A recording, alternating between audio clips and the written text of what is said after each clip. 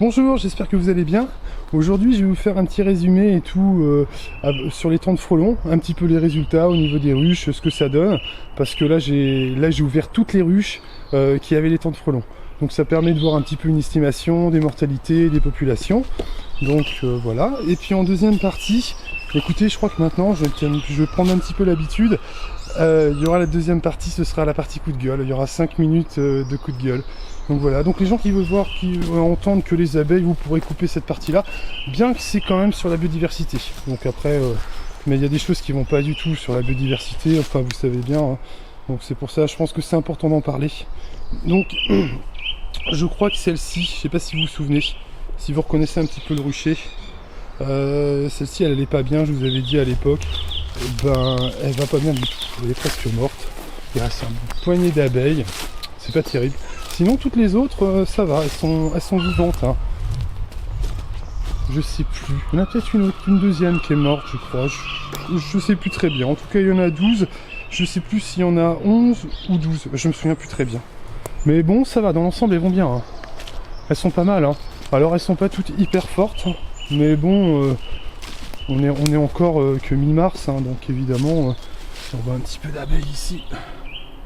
Je suis désolé, il fait sombre, hein. J'ai essayé de vous faire la vidéo avant, mais malheureusement je viens juste de terminer le travail et donc bah, tout le monde est là, bah, c'est pas mal quoi, ça va, ça s'est bien passé. Donc au niveau des temps de frelons, donc sur les 45 temps de frelons, j'ai eu 5 ruches de mortes.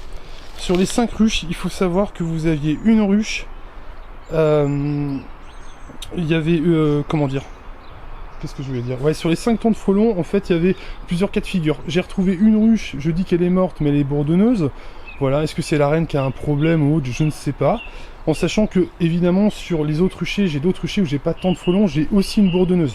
On peut pas dire que c'est des temps de frelons c'est à cause des temps de frelons qu'il y a une ruche bourdonneuse, hein, on peut pas dire ça. Donc sinon, il y avait aussi une ruche qui est morte, mais je pense que je suis un petit peu responsable parce qu'en fait la tente frelon s'était envolée et j'ai laissé ça pendant 15 jours avec une portière blanche. J'ai retrouvé la ruche remplie de frelons, hein. Il n'y avait plus d'abeilles, il n'y avait que des frelons. Donc je suis un petit peu responsable de cette mortalité là.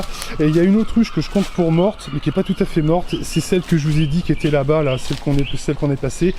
Et celle-ci, donc, bon, elle est presque morte, hein, mais elle a très peu de chances de s'en sortir. Si elle s'en sort, de toute façon, la reine devra être remplacée, hein. C'est sûr et certain. Donc voilà, au niveau des temps de frelons, donc c'est excellent, hein. Les résultats sont très très bons. À la limite, j'ai moins de mortalité avec les ruches qui ont eu des temps de frelons que les ruches qui n'en ont pas eu. Voilà, donc c'est plutôt positif de ce côté-là, c'est très très bon. Il n'y a pas de problème avec le soleil d'artifice, hein. Donc au niveau des populations, moi ça va dépendre des ruchers. J'ai des ruchers où j'ai un peu moins de population et d'autres où j'ai plus de population. J'ai exactement le même phénomène avec les ruches qui n'ont pas eu de temps de frelons. Donc c'est pareil. Honnêtement, il n'y a pas de différence. On peut pas dire qu'il y a des différences. Alors ce qu'il faut savoir, c'est que j'ai quand même un rucher, mon plus beau rucher, celui qui est le plus populeux, avec les abeilles les plus en forme, où il n'y a eu aucune mortalité, qui est au top du top, c'est un rucher qui avait des temps de frelons. Voilà. Et qui n'avait pas beaucoup de frelons. C'était un rucher qui avait quand même un peu de frelons, mais bon, c'était un peu plus cool, celui-ci quand même. C'était un petit peu plus cool. Mais les ruchers qui n'avaient pas beaucoup de frelons n'ont pas fait mieux, hein. C'est ça le truc. Donc moi je trouve ça excellent, franchement les résultats à terme sur les mortalités et tout, franchement moi je valide complètement, hein. Et puis j'ai fait ça quand même sur 45 ruches, hein. Donc je pense que c'est quand même intéressant quand même comme résultat de pouvoir vous donner ces résultats là quoi. Donc je vais même vous dire que tous les hivers je stresse comme un malade. Je me dis oh là là mais comment ça va être avec le frelon, est-ce qu'on va en avoir beaucoup, comment je vais réussir à gérer ça, comment je vais faire. Cette année, j'y ai tellement pas pensé que j'ai même oublié de mettre mes pièges frelons. C'est ce que j'étais en train de penser avant de faire la vidéo. J'étais en train de me dire, ah mais j'ai pas mis mes pièges frelons. Donc ce que je vais faire là, dans la semaine prochaine, je vais mettre mes pièges frelons parce que vous avez des pièges que vous mettez au printemps avec des bouteilles. Je vous montrerai, je vous ferai peut-être une petite vidéo pour vous montrer vite fait. Bon, c'est des pièges assez simples, hein, mais c'est important de les mettre, hein, quand même. C'est important de les mettre parce que on attrape les rennes et bon, moins on aura de frelons, ce sera toujours mieux, hein. Même si les temps de frelons sont super efficaces, il vaut quand même mieux mettre ça. Mais moi, ça m'était sorti de la tête les frelons, vous voyez, j'y pensais même plus. Alors celle-ci, c'est une ruche d'une génétique... j'avais gardé, vous voyez, mais j'aurais pas dû la garder. Parce qu'en fait, toutes mes génétiques, elles viennent d'un apiculteur qui a un niveau exceptionnel. Quand vous achetez une reine, il vous donne son code génétique. Je sais pas si vous savez. Et moi, de ce que j'avais avant, j'avais gardé cette petite ruche-là, parce que c'est l'une des meilleures, mais elle n'est pas très forte, hein. Elle ressort difficilement de l'hiver. Voilà. Elle va bien quand même, mais elle va s'en sortir, il n'y a aucun souci là-dessus. Mais bon, voilà, c'est comme ça, hein. Vous avez toujours des ruches qui sont un peu plus fortes, un peu plus faibles. Et donc, sur les ruches, je sais pas si vous vous souvenez, parce que j'avais des ruches qui n'avaient pas tant de frelons. Donc, alors là, c'est très contrasté. J'ai celle-ci qui n'avait pas tant de frelons, si vous vous souvenez bien. On lui avait pas mis tant de frelons. Alors, elle a beaucoup diminué en population. Il y a quand même du monde, mais ça a quand même fortement diminué. Alors que la deuxième, alors elle, c'est une explosion. C'est-à-dire, ça fait partie des mastodons. Elle a des abeilles remplies partout. Voilà. Donc, on peut pas dire non plus, sur le même rocher, vous avez le jour et la nuit. Celle-là était très forte. J'ai pas mis tant de frelons. Elle a fortement diminué en population. Je crois qu'il y a des abeilles sur 3 ou 4 seulement. Hein. C'est un peu juste. Hein. Mais par contre, il y a beaucoup de couvains, du couvain fermé, pas de maladie. Ça va repartir bien. Peut-être pas beaucoup de miel au printemps, mais elle sera prête pour cet été. Et puis, comme vous savez, on n'arrive plus à vendre le miel, donc c'est pas très grave. Hein. Voilà. On se réconforte comme on peut, on va dire. Non, alors, bah oui, bah celle-ci, par contre, celle-ci, elle est morte, hein, voilà, c'est comme ça. Hein. Et l'autre ruche, alors c'est un mastodon, vous avez des abeilles partout, c'est incroyable, vous savez, c'était la ruche qui était tout au fond, là-bas. Je sais pas si vous vous souvenez, elle était tout au fond, tout au bout, tout là-bas, quoi. Si vous vous souvenez bien, bon, on va pas retourner là-bas, hein. Je vais poser l'appareil, et puis, je vais peut-être partir sur le deuxième sujet. Voilà, parce que je pense qu'il y a beaucoup à dire aussi sur la biodiversité. Parce qu'au niveau de la biodiversité, bon, vous êtes conscient, je pense que ça va pas du tout. Hein. Ça va pas du tout parce qu'on a des estimations, franchement, sur ce qui reste, c'est vraiment très très alarmant. Et bah, on a des choses à dire parce que là, j'ai pas l'impression, en fait, c'est vraiment un état d'urgence. Hein. La biodiversité, c'est un état d'urgence actuellement. C'est une situation qui est dramatique. Et aujourd'hui, il faut en parler. C'est-à-dire qu'on nous parle beaucoup du réchauffement climatique, mais on ne nous parle pas du tout de la biodiversité, pas suffisamment. C'est une énorme priorité. Je vais vous donner des estimations. Ce sont des estimations, évidemment, on ne peut pas compter chaque insecte, hein, c'est absolument impossible. Donc on fait des estimations par rapport aux disparitions, soit les insectes, les oiseaux, les poissons, voilà. Donc on considère que, en fait, en 30 ans, on a 80% de la biomasse des insectes qui ont disparu. 80% en 30 ans de la biomasse des insectes. À ce niveau-là, en fait, on n'en a plus pour très longtemps. C'est pour ça que c'est un message d'alerte. Et je pense que c'est important qu'on en parle tous de ça aussi. Hein. Donc voilà. On a un tiers des poissons d'eau douce qui sont menacés. C'est quand même beaucoup. Hein. 76% des poissons migrateurs ont disparu en 50 ans. 76% des poissons migrateurs ont disparu en 50 ans. C'est énorme. En 40 ans, on estime que la moitié des animaux marins ont disparu. Donc les animaux marins, bah, on considère tout, c'est-à-dire les poissons, les oiseaux marins, les crustacés. La moitié, 50% en 40 ans. Donc la moitié des crustacés, des moules, des huîtres, des poissons, des oiseaux auraient disparu en 40 ans. Voilà, c'est encore plus important, c'est sur les gros poissons. On sait que les gros poissons ont énormément disparu. On estime que 90% des gros poissons auraient disparu. 90%. Donc là, ça fait quand même des chiffres qui sont quand même affligeants. On ne peut pas aujourd'hui continuer comme ça. Voilà, c'est vraiment un état d'urgence. On comprend parfois il faut faire des états d'urgence parce que certaines personnes ont peur de ceci, de cela, ok. Mais là, je pense que les chiffres sont clairs. Aujourd'hui, on se doit de faire un état d'urgence immédiat de la biodiversité. Et donc, on crée un ministère de la biodiversité et on nous met Hervé Berville à la tête du ministère de la biodiversité. Ok. Mais moi, je voudrais quand même parler un petit peu sur monsieur Hervé Berville, parce que monsieur Berville n'est pas la bonne personne pour sauver la biodiversité. Voilà, parce que malheureusement, on est dans le système où on a un homme providentiel qui nous tombe du ciel, c'est un ministre, et on demande tout à cette personne. Sauf que là, on a quelqu'un qui n'est pas du tout en faveur de la biodiversité. C'est ça qui est très embêtant. Donc, Monsieur Berville, en 2020, a voté en faveur de la réintroduction des néonicotinoïdes. Alors, pour ceux qui ne savent pas, les néonicotinoïdes, donc du coup, ce sont un pesticide en fait qui est intégré directement dans la plante, c'est-à-dire qui est là, qui est dans la plante pendant tout son parcours, pendant tout son cycle.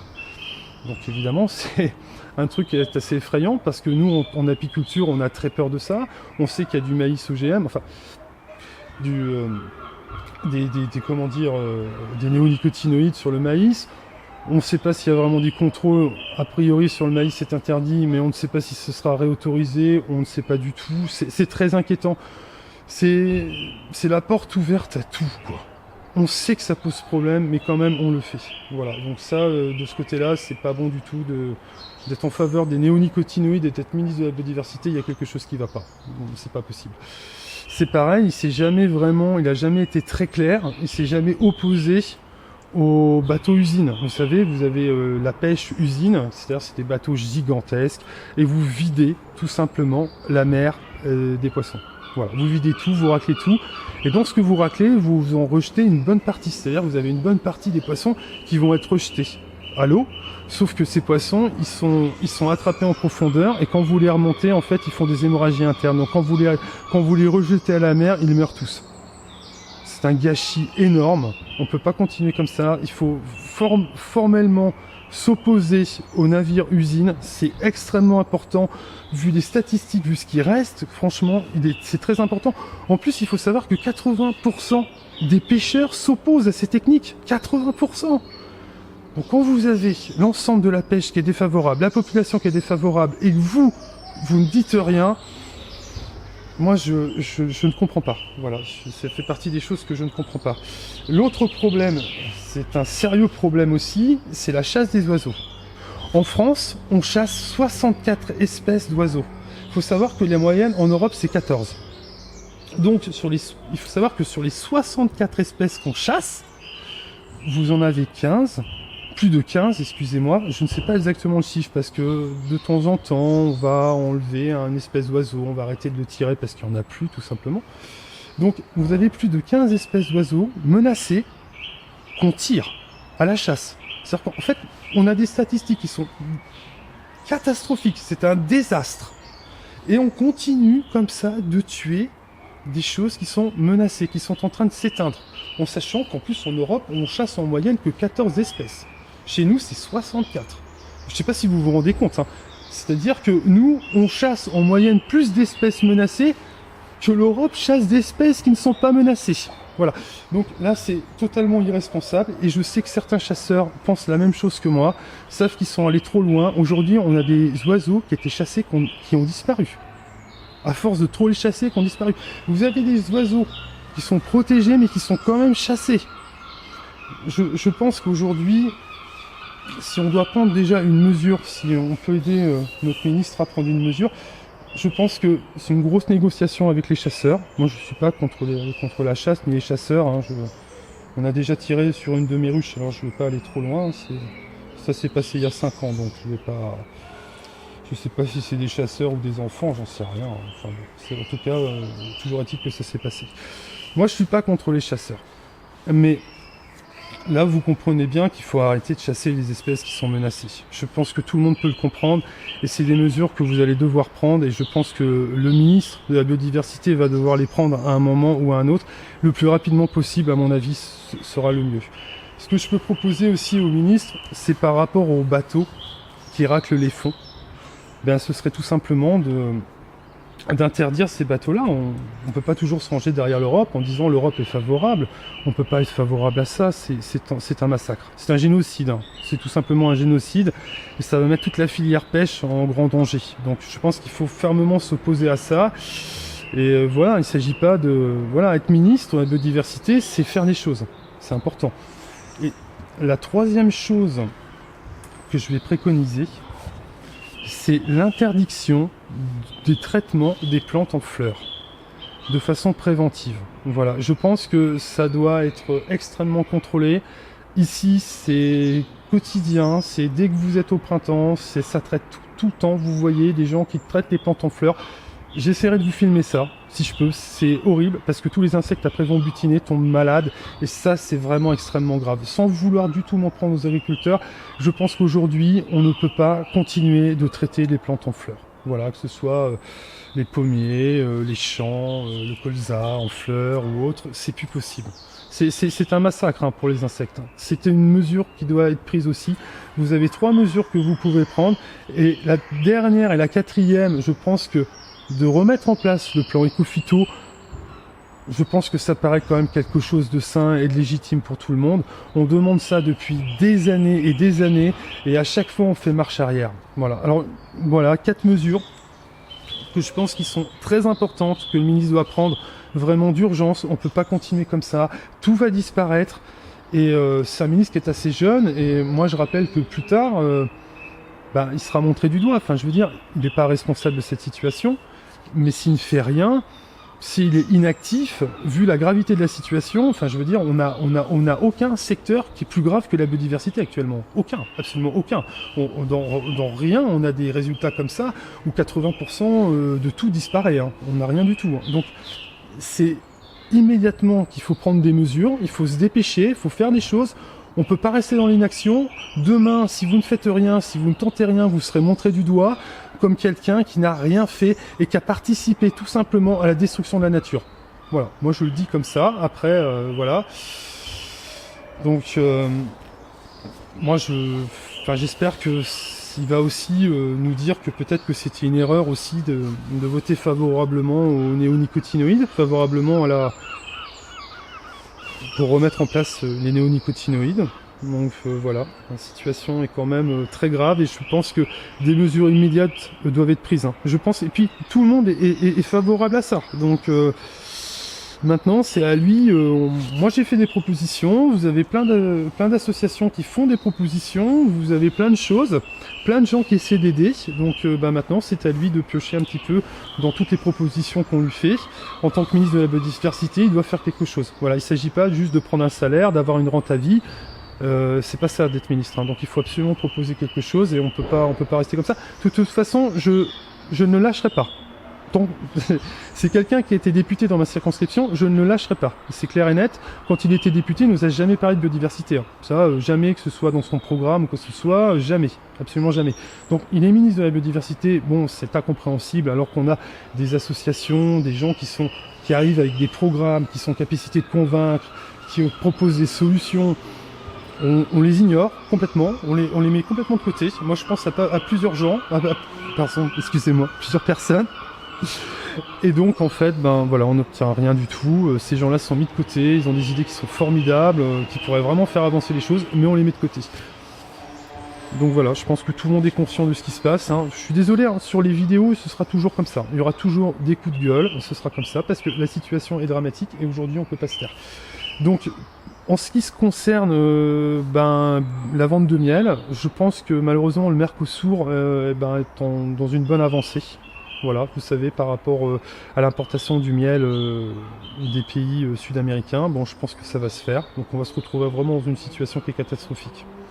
Voilà, donc je sais pas du tout ce qu'on va devenir. Je sais pas. Je pense que les petits apiculteurs s'en sortiront plus facilement, mais les gros apiculteurs, ceux qui vendent beaucoup, je sais pas ce qu'ils deviendront. Ils sont en train de déstabiliser tout un secteur. Alors qu'en plus le Mercosur c'est absolument pas obligatoire, rien ne les oblige à faire le Mercosur. C'est les industriels qui sont arrivés avec une grosse mallette d'argent et puis qu'on dit le Mercosur sur la table.